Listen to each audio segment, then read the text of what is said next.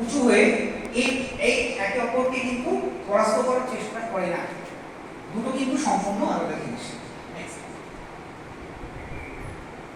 Next সাপের কথা মনে হয় না? এটাও কিন্তু আপনার সামনে প্রমাণ করে দিতে পারি। সাপের মাথা কাটবো, সেখান থেকে একটা পাথর বেরিয়ে আসবে।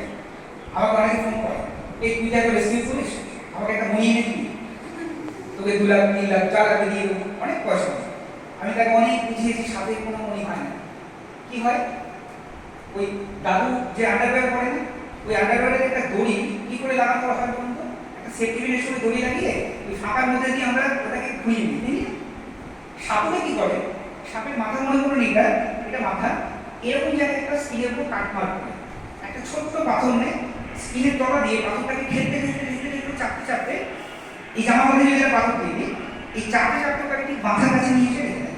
এবার সাপটাকে আপনার বাড়ি পাথরের দাম 2 লাখ কিন্তু ভেবেছেন, এই পাথর থাকলে তোমার বাড়িতে সাপ তো আসবেই না, আর তোমার টাকা পয়সা মানে তুমি রাখতে পারবে, তোমার টাকা পয়সা এত তো কই দেখি মাথা কেটে বার করতে পারবে।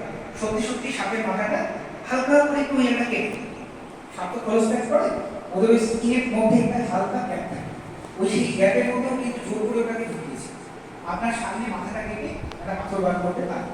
ছবি আছে নেক্সট, এই পাথর, এই পাথর দিয়ে এবার আপনাকে ও কিন্তু লাখখানিক টাকা এটা বিক্রি করতে পারে।